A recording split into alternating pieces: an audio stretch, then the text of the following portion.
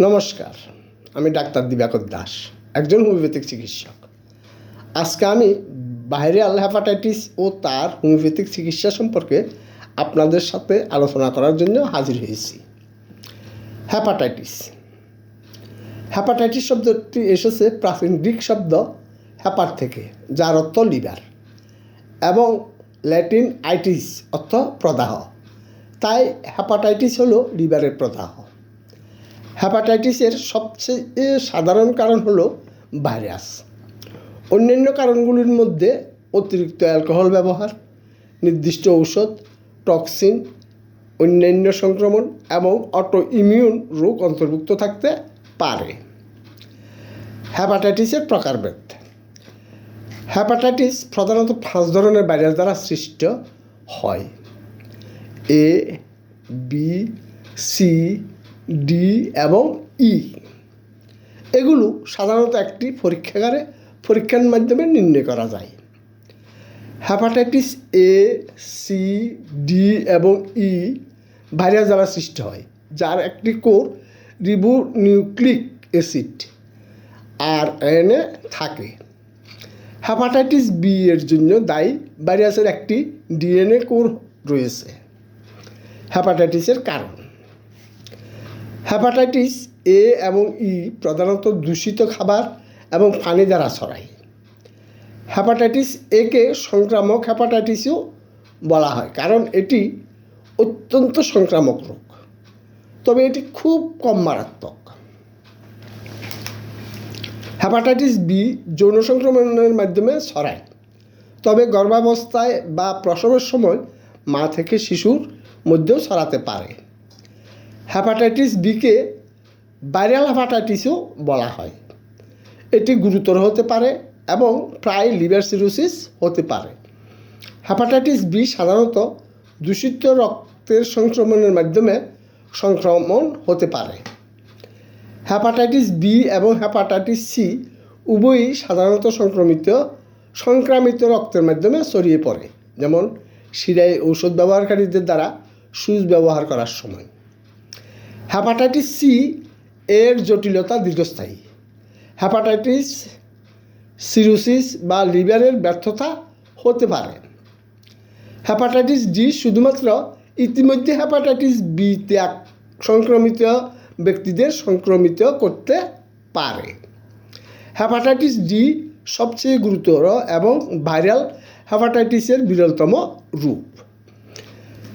Hepatitis D এর অনেক ক্ষেত্রেই প্রাণঘাতী এবং বেশিরভাগ দীর্ঘস্থায়ী ক্ষেত্রেই সিরোসিস হয়। হেপাটাইটিস ই প্রায় মহামারী রূপে দেখা দেয়, যা দুর্বল স্বাস্থ্যবিধি এবং দূষিত জলের সাথে যুক্ত হতে পারে।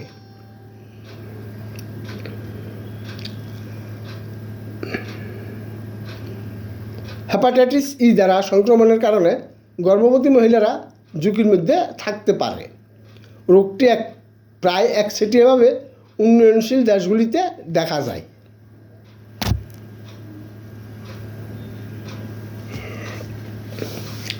হেপাটাইটিসের লক্ষণ।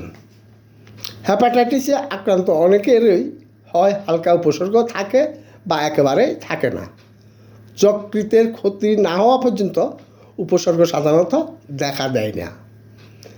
তীব্র হেপাটাইটিস। হেপাটাইটিসের প্রাথমিক পর্যায়কে বলা হয় তীব্র পর্যায়।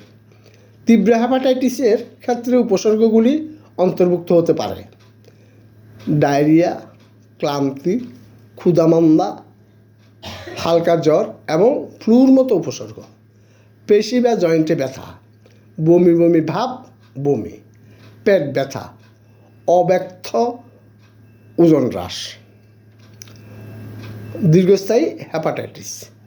তীব্র পর্যায় সাধারণত বিপজ্জনক নয়, তবে এটি হেপাটাইটিসের সম্পূর্ণ প্রকারের বিকশিত হতে পারে, যা একটি অত্যন্ত গুরুতর পর্যায় এবং মৃত্যু হতে পারে।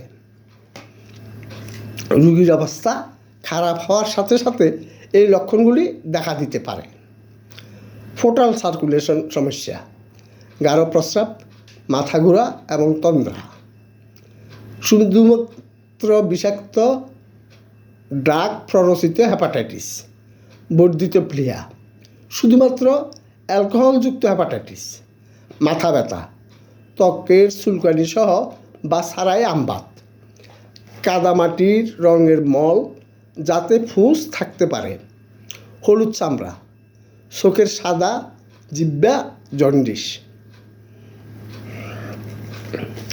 হেপাটাইটিসের জটিলতা। ফাইব্রোসিস। দীর্ঘস্থায়ী হেপাটাইটিসের সবচেয়ে সাধারণ জটিলতাগুলোর মধ্যে একটি হলো ফাইব্রোসিস, যা লিভারের এক ধরনের দাগ। ক্রমাগত প্রদাহের কারণে লিভার ক্ষতিগ্রস্ত হয় এবং নিজেকে মেরামত করার জন্য দাগের টিস্যু তৈরি করে। Liver cirrhosis. ব্যাপক ফাইব্রোসিসকে সিরোসিস বলা হয়। লিভার সিরোসিসের অনেক কারণ রয়েছে, তবে অ্যালকোহলযুক্ত হেপাটাইটিস এবং হেপাটাইটিস সি সাধারণ। লিভারের ক্যান্সার। সিরোসিসের একটি জটিলতা হলো লিভার ক্যান্সার, যা সাধারণত দুই ধরনের হয়। প্রথমে হেপাটোসেলুলার কার্সিনোমা, যেখানে লিভার কোষ প্রভাবিত হয়। অন্য প্রকার হলো কোলাঞ্জিউলার কার্সিনোমা, যা পিত্তনালীকে প্রভাবিত করে। Liver failure. লিভার ফেলিওরও হেপাটাইটিসের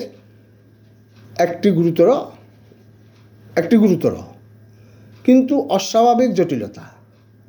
এই অবস্থায় লিভারের কার্যকারিতা বন্ধ হয়ে যায় এবং এরপরে শরীর বন্ধ হয়ে যায় এবং শেষ পর্যন্ত মৃত্যু হয়। গ্লোমেরুলোনফ্রাইটিস। গ্লোমেরুলোনফ্রাইটিস হলো নেফ্রনের প্রদাহ দ্বারা সৃষ্ট একটি কিডনির ব্যাধি এবং দীর্ঘস্থায়ী হেপাটাইটিস বি এবং হেপাটাইটিস সি সংক্রমণে দেখা যায়।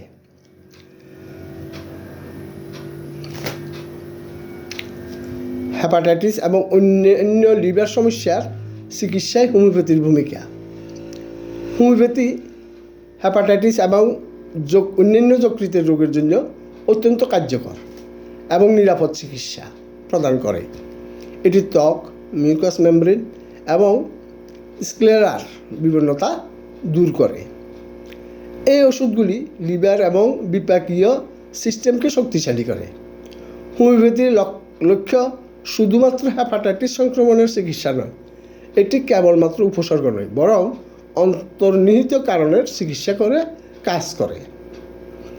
চিকিৎসা মৃদু এবং প্রাপ্ত ত্রাণ সাধারণত দীর্ঘমেয়াদী হয়। অনেক হোমিওপ্যাথিক ওষুধ আছে যেগুলো জন্ডিস নিরাময়ে ক্ষমতা রাখে। তাদের মধ্যে অল্প কিছু হলো অ্যান্ড্রোগ্রাফিক্স ফ্যানিকুলাটা, প্রতিরোধী জন্ডিসে উপকারী। হেপাটাইটিস বি এবং সিতে দরকারি। যখন সেলুডোনিয়াম মেজাজ সাহায্য করে না, তখন এটি দরকারি বলে মনে হয়। Arsenic album. যেখানে হেপাটাইটিস খারাপ খাবার বা খাদ্যে বিষক্রিয়ার ফলে হয়, সেখানে আর্সেনিক অ্যালবাম হলো সেরা হোমিওপ্যাথিক ওষুধ। লিভারে জ্বালা পোড়ার ব্যথা আছে, যা গরম পানীয় খেলে ভালো হয়ে যায়।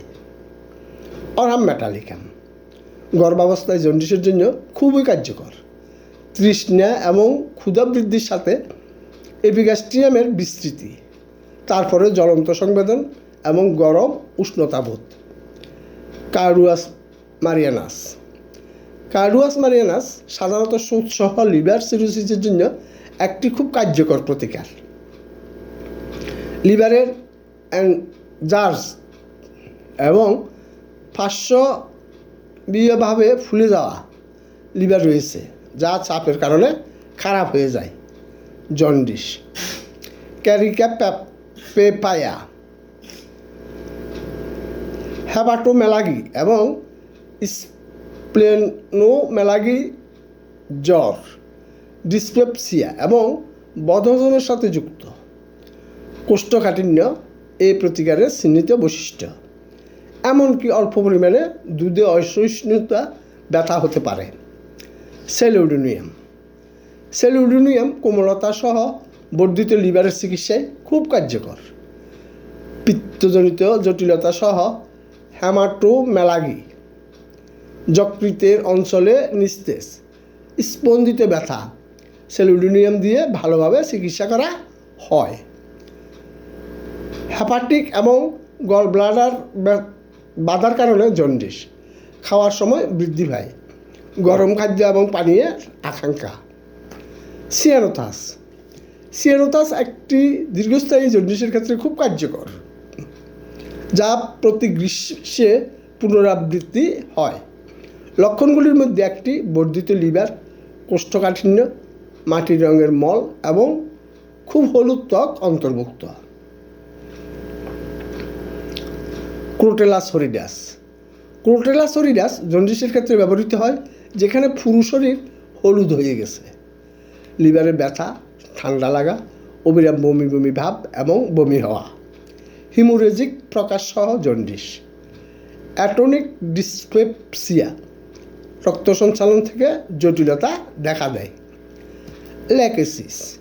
ল্যাকেসিস মূলত মধ্যপদের মধ্যে লিভারের অভিযোগের জন্য খুবই কার্যকর, যে ক্ষেত্রে যকৃতের অঞ্চল অত্যন্ত সংবেদনশীল এবং একজন ব্যক্তি কোমরের চারপাশে কিছু সহ্য করতে পারে না। ল্যাকেসিস ফ্যাটি লিভারের জন্য সবচেয়ে কার্যকর হোমিওপ্যাথিক ওষুধগুলির মধ্যে একটি। ডান হাইপোকন্ড্রিয়ামের সংবেদনশীলতা, রক্ত সঞ্চালনের বিপদ। লাইকোপোডিয়াম, হেপাটাইটিস, জাইফল, লিভারের অ্যাট্রোফিক ফর্ম, তলপেট জুড়ে ডান থেকে বাম দিকে শুটিংয়ের ন্যায় ব্যথা, অতিরিক্ত ফ্যাট ফাঁপা, রুটিতে ব্যথা বাড়ায়, মিষ্টি এবং উষ্ণ জিনিসের আকাঙ্ক্ষা। নেট্রাম সালফিউরিকাম হলো জন্ডিসের মতো যকৃতের সমস্যার জন্য একটি মহান হোমিওপ্যাথিক ঔষধ, যেখানে উপসর্গগুলির মধ্যে একটি লিভার অঞ্চল রয়েছে যা স্পর্শকাতর, কোমল এবং ঘা, পিত্তবমি আরেকটি সূচক। নাক্স ভূমিকা, কোষ্ঠকাঠিন্যের সাথে যুক্ত হেপাটাইটিস, স্যালাইভা ব্যথা সহ লিভার বড়, অ্যালকোহলযুক্ত লিভার। ফসফরাস, তীব্র হেপাটাইটিস, অগ্নাশয় রোগের সাথে যুক্ত লিভার, সিরোসিস এবং জন্ডিসের ফ্যাটি অবক্ষয়, রাতে অস্থির ঘাম, বর্ধিত হওয়া এবং চিহ্নিত ব্যথাসহ পুষ্ট করা। ফটোফাইলম, ক্রনিক রিলাফিং হেপাটাইটিস, বারবার জন্ডিসের ইতিহাস, ডান হাইপোকন্ড্রিয়ামে ব্যথা। হেপাটাইটিসের প্রথম আক্রমণের পর থেকে ভালো নেই, আত্মহত্যার প্রবণতা সহ খিটখিটি মেজাজ। আমি ডাক্তার দিবাকর দাস 1988 সাল থেকে হোমিওপ্যাথি অনুসরণ করছি এবং উন্মীয় হলের স্বত্বাধিকারী। সারা দেশ থেকে রুগীরা অনলাইনে অটিজম সহ জটিল ও পুরাতন রোগের চিকিৎসায় পরামর্শ নিয়ে থাকেন। যোগাযোগের ঠিকানা: ডাক্তার দিবাকর দাস, উন্মীয় হল, ফৈলাতলি বাজার, হালি শহর, চট্টগ্রাম। মোবাইল 0181333073। যদি এই ভিডিওটি হোমিওপ্যাথিক চিকিৎসার মাধ্যমে ভাইরাল হেপাটাইটিসের চিকিৎসায় সহায়ক ভূমিকা রাখে তাহলে চ্যানেলটি সাবস্ক্রাইব করে লাইক কমেন্টস করুন। ধন্যবাদ।